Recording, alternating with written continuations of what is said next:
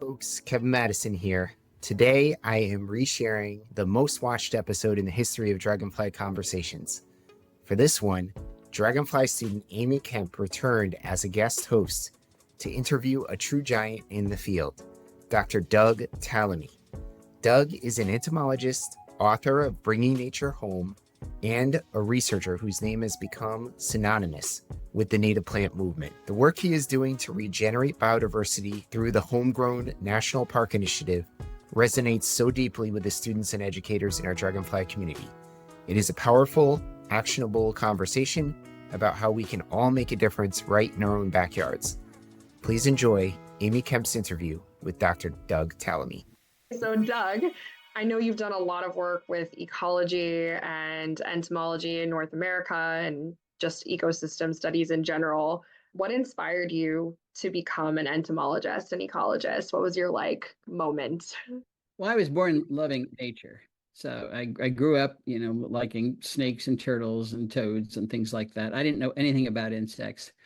But in college, I was a biology major. In the junior year, I took a course in entomology from Robert Bugbee. And if you take a course in entomology from Dr. Bugbee, then you have to become an entomologist. So I did.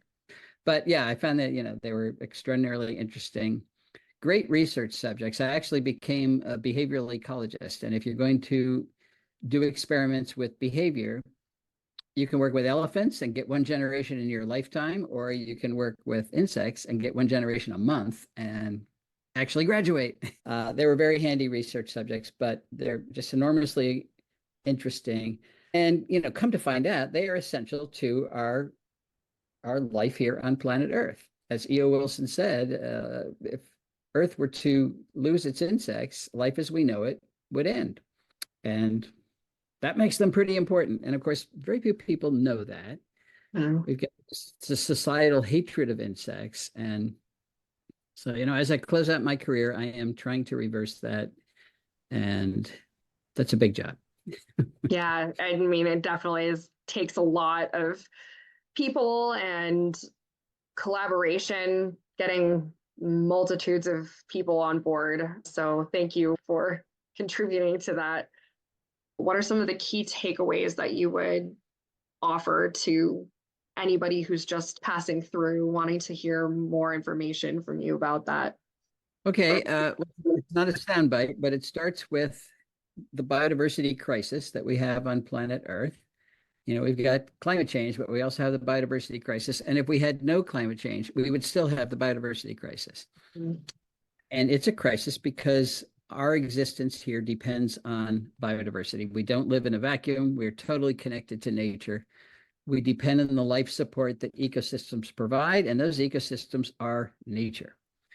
So we've got parks, we've got preserves. They're doing the best they can, but we are in the 6th great extinction event the planet has ever experienced. So it's obviously not good enough. So we have to practice conservation outside of parks and preserves. What is outside of parks and preserves? It's our private property. 78% of the lower 48 states is privately owned, and 85% east of the Mississippi is privately owned, which means we have to practice conservation on private property. And the downside of that is that all the people who own private property don't know that. The upside is it enlists an enormous army of future conservationists. All we have to do is tell them that this is essential. It's their responsibility because we all need functioning ecosystems. We all depend on them. So we all should share in the good Earth stewardship to keep those ecosystems functioning. We need ecosystem function everywhere, not just in parks and preserves. And what I found is that when people hear that message, they like it. They get empowered because, they're upset about the loss of biodiversity. They're upset about the problems the Earth has. We hear we've lost 3 billion breeding birds in the last 50 years. We've got global insect decline. People are upset about these things. What I tell them is you can do something about it. You can see the difference, and you become an important part of the solution. And that empowers them. With all the other environmental problems we have on this planet, there's very little one person can do and see a difference. You can see a difference with this. So they really like that. And I think that's the main reason why it's actually working. I've been talking about this 20 years, and I do see a measurable difference. So I'm optimistic. Yeah, I mean, you transformed your own property into like a whole biodiversity oasis. I saw that you had cataloged, I forgot how many species, but from, I think you had a lot of grass to start with, Yeah, it was and then you mowed for hay. transformed it. The property was mowed for hay, so it should be an eastern deciduous forest. And we started planting plants right away. I started with the trees, planted a lot of acorns and things. So we've been here 24 years, but for the last it's probably 7 years now, I have been counting the number of moth species that are now making a living on our property. And I am up to 1,262 that I have pictures of. If you want to watch that PowerPoint, that's a lot of species that have come That's back. And amazing. those species are bird food. So we've recorded 62 species of birds that have bred on our property, which tells me nature's really resilient. We did that because we put the plants back. What would happen if everybody put the plants back? We really could turn headlines that we're seeing around because it just wasn't that hard. We had to get rid of the invasive plants, and we have to monitor them because, of course, they're coming in all the time. So you have to stay on top of it. You have to put the plants that support the food web into your yard, and we've done that. You really should control deer. We haven't done that. So That's probably pretty hard to do. we know how to do it, but we haven't. But those are the three big things. Plant natives, remove invasives, control your deer, and you've got a functioning ecosystem again. Yeah, I mean, your property is proof of that. I mean, I've seen in my own front yard, I took over a large patch of lawn. We're on a corner property, and I've planted a bunch of native shrubs and perennials. And my son and I today saw our first bumblebee queen out and about, and we were very excited. We were super excited because we also put little like rock piles, and we left all the sticks. And so you're right. It's absolutely something that everyone can do. And it's so empowering when you see something making a difference. So for people who don't have, huge swaths of property or a large yard, what are some things that they can do to help contribute? Well, small properties work too, and I've got some good examples of that. But if you have no property, I mean, if you live in an apartment, you have a front porch or you have a balcony, you can still contribute with container planting. So on our website, homegrownnationalpark.org, you can go and find the section about native plants for containers by ecoregion. So wherever you live, it'll tell you what are the best plants that do well in containers that are going to bloom and be important resources for pollinators, for the migrating monarch. It's not as good as having 10 acres to deal with, but picture an apartment complex where everybody's got a balcony there. Right now, they're all bare. It's a pile of bricks. But if they were brimming with plants, it would be an important resource to any of the native pollinators in our cities. And 82% of us live in cities. So a lot of people that can get involved in a very meaningful way. And you can sit there on your porch and watch it. It'll happen. They're very mobile insects. It doesn't matter how high you are. They will find you. Yeah, I read a paper recently where they were talking about hummingbirds finding high-rise buildings. Are there specific species that you're trying to focus on? Are there target species, or are you just basically starting from the invertebrates and then everything kind of falls into place? Or I guess you're actually probably starting with the plants. You're starting with the plants. Yeah. It has been a lot of fun to see the different things that have come back. I have targeted species in the past. So I wanted the zebra swallowtail on our property. Well, they only develop on pawpaws. So I planted pawpaws, and I had to wait 9 years, but they finally did show up. And I've got a lot of stories like that. I'm not targeting anything in particular right now, but this year I've got a little pond that I dug in the front, and we got wood frogs for the first time. And wood frogs live in the woods. And remember, our property was mowed for hay. So it's a big deal for me. There's a whole bunch of pollywogs swimming around in there now. And so every year we get something new. The biodiversity increases. It's not just insects, but of course those wood frogs are going to eat insects, and we have a lot of them. There are people who may argue that, the green lawn is, their idea is, they want the white picket fence and the green lawn and the lush green space. What's something you might say to help change some viewpoints or encourage people that have lawns to even make one piece of little, invertebrate habitat or native plant habitat? Well, I'll go back to that statement that, we are products of nature and we depend on the life support that it supplies. There are 4 things every property needs to do in order to contribute to that life support. Every property has to sequester carbon. We really do have to address climate change, and plants are a great way to do that. Every property has to support pollinators, not because of agriculture, but because they pollinate 90% of all flowering plants and 80% of all plants. Every property has to support a food web. So if you have plants that capture energy from the sun and turn it into food, but don't pass it on to other animals, you essentially have it's a dead end street landscape, and you're not contributing to ecosystem function. And then finally, every landscape has to manage the watershed in which it lies. Every single landscape out there is in a watershed. And whether you manage it responsibly or not is going to impact everybody else. The main message here is that our landscapes are not like Las Vegas. Everything that happens in Vegas stays in Vegas, but everything that happens on our properties does not stay there. Whatever we do, for good or for bad, impacts the local ecosystem. So there's a social responsibility, an ethical responsibility to impact that ecosystem in a positive way. That's what I would tell that person. Their white picket fence, that's great, they can have that. But when they have lawn, does none of those things I just mentioned. And it's a cue for care, and it's a perfect plant to walk on. So I'm not saying eliminate the lawn, but I am saying let's cut it in half. We've got 44 million acres of lawn out there. That's an area bigger than New England. And it's dedicated to an ecological deadscape. We can do better. We really can do better.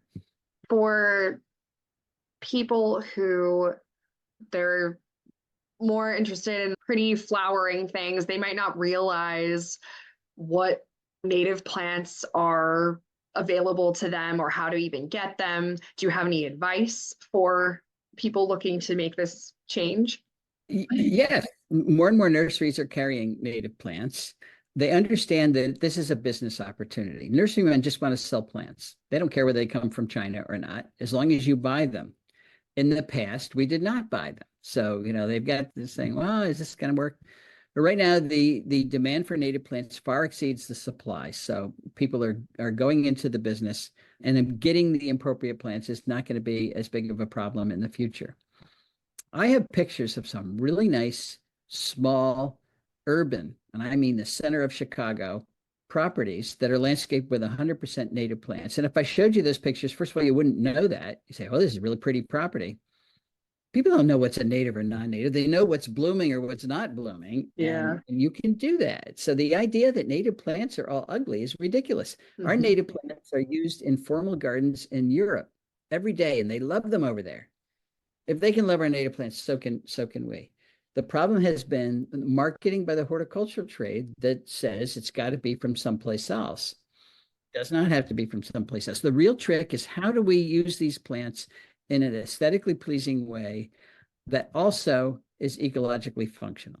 That means you've got to include host plants for caterpillars, because caterpillars are meat and potatoes of terrestrial ecosystems. If you don't have a lot of caterpillars in your yard, you won't have breeding birds. If you don't have breeding birds, I mean, that's our charismatic megafauna these days. It says you don't have a functional ecosystem if a bird can't breed on your property. And the idea, they're going to eat everything, is also ridiculous, because there's so many things out there depending on those caterpillars.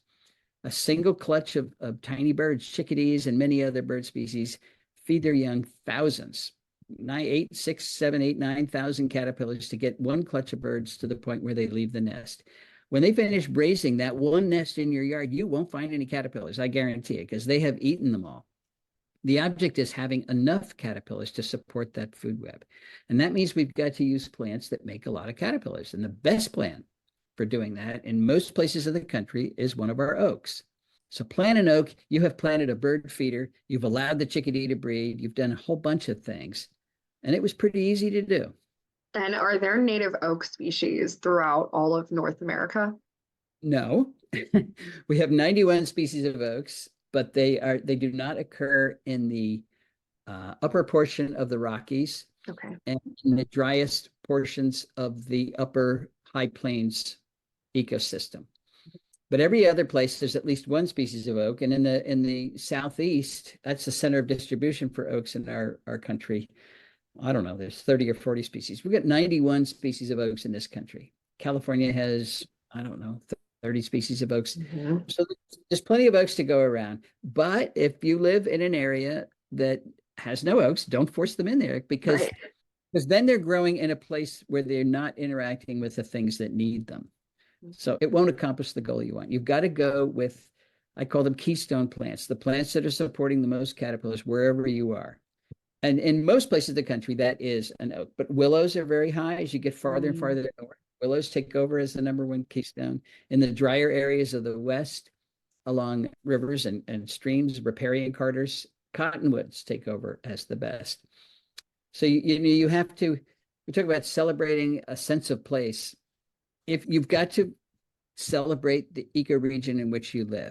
When I fly into Denver, it looks like Philadelphia because most of the people that live in Denver have come from the east and they brought all their eastern trees with them. They don't have the water.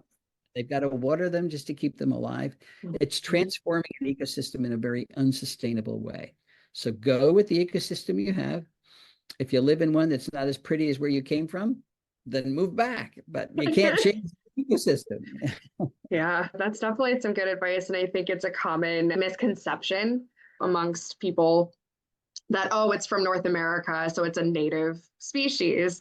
The black-eyed Susan is a really good example of that. Black-eyed Susans are not native to the Northeast, and people love them, but they're not native to the Northeast, and I see them everywhere. I actually have one in a pot and just learned recently they're not native to the Northeast. I was like, oh, okay. The genus actually is native. Yeah, Rudbeckia is, but the actual...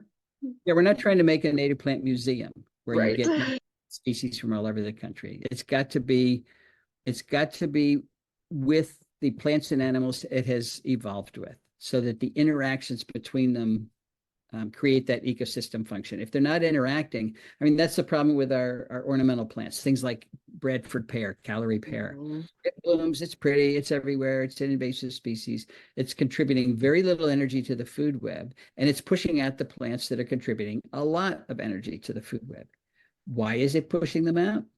Because the deer don't like it. It's not that it's a super plant, it's that the deer don't like it. So there's a competitive disadvantage against our native plants with things like privet and barberry and Flora rose and burning bush and Callery pear. Japanese knotweed. Japanese knotweed. These are all things the deer won't eat. So of course they're there, and the deer eat, the baby oak comes up, it's gone in 5 minutes. So of course it's competitive. It would be if we got deer back below their carrying capacity. So when someone is looking for native plants for their yard, how far out should their ecoregion go? There are maps of, where the ecoregions lie. There's all kinds, it goes up to ecoregion level 8, 9, 10 or something. Look at ecoregion level 2.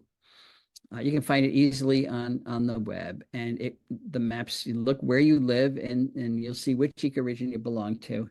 That's the best guide. Now, ecoregions change. Now, if you're in California, there are a lot of ecoregions in California because it's a huge state and it's got a lot of relief. You've got lowlands, you've got the lowest place in the country, and you've got the highest place in the country. And ecoregions change as you go up both latitude and altitude. So you have to be sensitive to that. In the East, we've got it easy because we don't have a whole lot of altitude, and a plant that's growing in Ohio is a very similar ecoregion and selective pressures compared to one that's growing in New Jersey along the same latitude. So we can be pretty sloppy about it and still have functional food webs. And that's the goal, functional food webs. Yeah, that's definitely good to know and very helpful for anybody who's trying to make sure they do the right thing with what they're putting in their yards. What's one last message you'd like to say to anybody who's listening? I always want to emphasize personal responsibility. Because we all need healthy ecosystems, it's our responsibility to keep them healthy. If we're going to have the hubris to say we own a piece of the earth, we also own the responsibility of taking care of that piece. So the idea that, there's just a few ecologists and a few conservation biologists and it's their job and everybody else has a green light to destroy the earth, that's not going to work anymore. You're a member of this planet. You're using the resources, so you have to help sustain them, whether you like nature or not. I'm sorry, that's your responsibility. But you know what? It's a lot of fun. It's very rewarding. So this is not a punishment. Yeah, no, the aesthetics, just getting to see all of the cool organisms that come into your yard after you add even a few native plants is extremely rewarding. It is. It is. Thank you so much for your time. I really appreciate you having this conversation with me. And yeah, thank you. Thank you so much. Good luck. You're a substantial part of the future. You're young, you're interested, you're helping to spread the word. We got to get this out of the hands of the old folks like me. So good. I'm empowering. Well, you're doing a really good job. So. All right. Well, good luck. Thank you. Hi there, folks. Just one more thing before you head out. If you have a moment, like, follow, share this podcast. It really helps get the word out about Project Dragonfly and hopeful conservation. And I would love to hear in what ways you are finding this podcast useful, how you listen, what you would like to hear more of, less of, etc. Please feel free to send me any and all feedback, any ideas for guests to Kevin Madison at my email, which is mattiskc, that is spelled MATTESKC @miamioh.edu. Thanks again for listening and have a great day.